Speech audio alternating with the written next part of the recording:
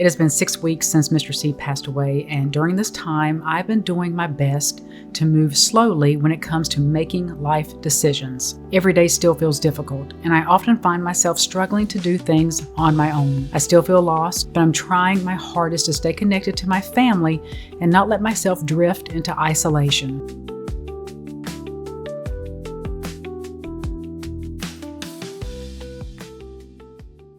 To feel closer to Mr. C, I made the decision to move out his workstation, not because I want to get rid of it, but because I don't have an emotional attachment to it. In doing so, I was able to rearrange the furniture in his office and move my own desk into the space where he spent most of his days working from home over the past 5 years. Being in this room brings me a deep sense of comfort.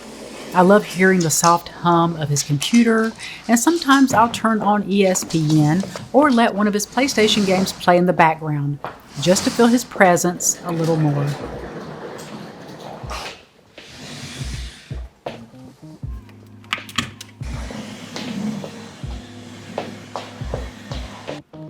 Can I share this space with you, baby?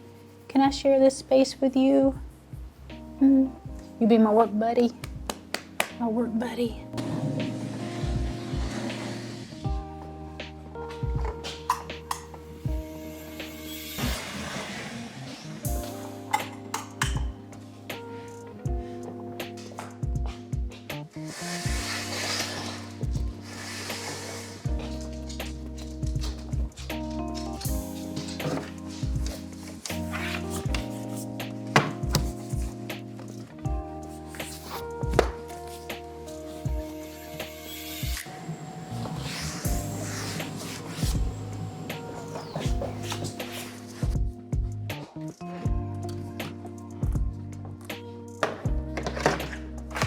I also moved the sofa into what I call our dining and sitting area to keep the office from feeling overcrowded. And maybe, just maybe, having the sofa in this space will keep Hank from napping on it and covering it in his hair.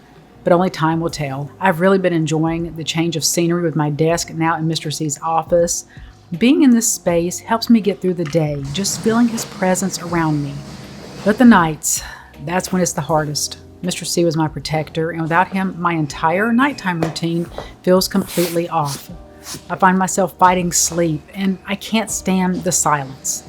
I have to have something playing in the background at all times. The combination of nighttime and quiet is the worst when it comes to grief. In a previous video, I mentioned that a week after Mr. C passed, I received products from 2 sponsors I had agreed to work with a couple of months before his passing. At that time, fulfilling those obligations was the last thing on my mind, but even in my grief, I knew I had to honor my word. So I reached out to the sponsors, and they were incredibly understanding, giving me the time I needed before moving forward with the collaboration. One of those sponsors, inyouths, had reached out about a custom LED mirror. I remember asking Mr. C about it, and the one feature he was most excited about was the built-in weather station. If you knew my husband, you know he always kept up with the weather, not just locally now, but in all 50 states. He loved updating me on what was happening weather-wise across the country, and it's funny because he used to laugh at his dad for always watching the Weather Channel, but the older he got, the more he loved keeping up with it too. This mirror is the Helene LED mirror, and it comes with some great features. It has a touch screen that allows you to switch between warm and cool lighting, an anti-fog function, and even a built-in makeup mirror. I love its sleek and contemporary design, and I think it looks absolutely stunning in our bathroom. To set up the weather station, all you have to do is download the Wise Mirror app. This allows you to display the current time, indoor and outdoor temperatures, and it shows whether it's sunny or cloudy, and it even provides the weather forecast for the next day. While Mr. C was excited about the mirror's built-in weather station, the feature I was most looking forward to was the Bluetooth speaker. If you've watched me for a while, you know how much I love playing jazz music all throughout my home. I also enjoy listening to music while I shower, so having a built-in speaker was what stood out the most to me. inyouths also provided a 15% off coupon. Just use the Curated Life at checkout. I'll leave the link to the exact mirror I have, along with a coupon code in the description box. And a big thank you to inyouths for sponsoring this portion of the video. Before my husband passed, I had a set nighttime routine, but now I'm doing well just to get to bed at a decent hour. My current nighttime routine is pretty simple. I feed the fur babies, I tidy up the kitchen, and dust mop the floor to gather the daily dose of Hank hair. Here you go, Boozle. There's your food, baby. All right, Big Hank. All right, Big Hank. Enjoy it, baby. All right, come on, fellas. Let's go potty. Let's go potty. Come on, Boozle. Boozle, you want to go potty? You need help? All right, Mama will help you.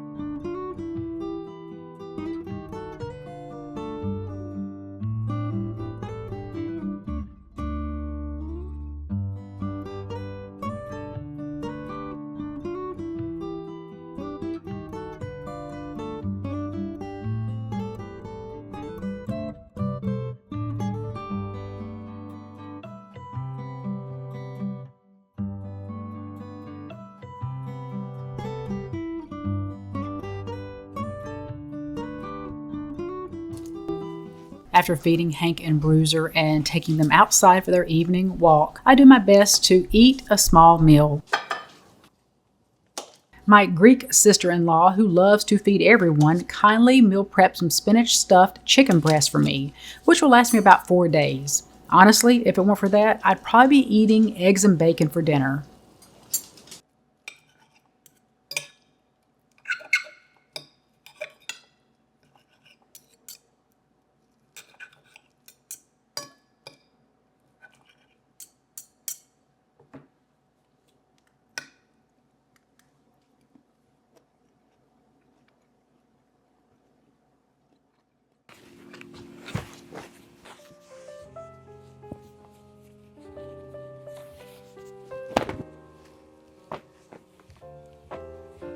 Cleaning it up. It's too overwhelming. Somebody. I'm gonna pack up my stuff and move out. It's so much easier to leave. Don't bite. I'm Cheryl, and I'm always worried that he's gonna hurt Douglas Sarah.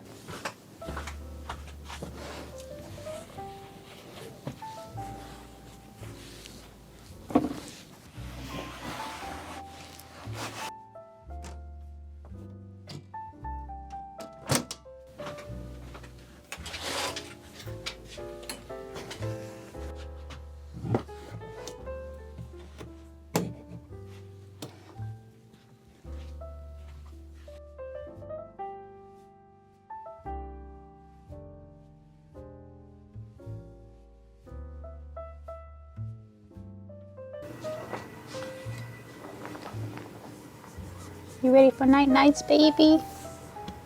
Are you ready for night nights?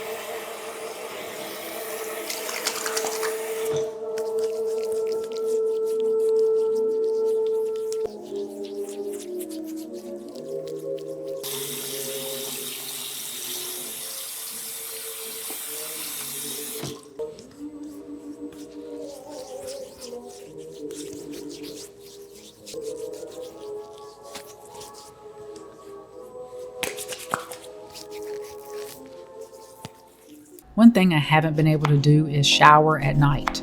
I can only shower while it's still daylight. I know it doesn't make much sense, but nighttime makes me feel uneasy. To feel even a small sense of security, I have to sleep with the hall light on and my bedroom door partially open. I also believe this discomfort at night is why I resist going to sleep and then end up sleeping in longer than I should. After making my sleepy time tea, I go to my room, crawl into bed with Bruiser, and distract myself by watching a marathon of Hoarders while fighting the urge to go to sleep.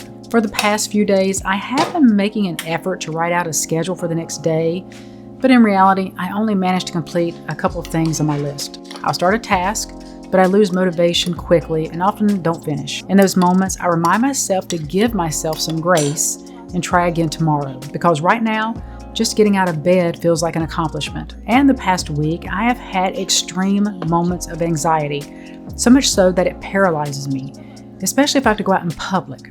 But I keep pushing myself to go out because I know if I don't, it can lead me to become a recluse. So I am fighting the anxiety by exposing myself to the world, even if it's just for 15 minutes. And maybe tomorrow I'll last a little longer. But for today, I showed up, and that's enough.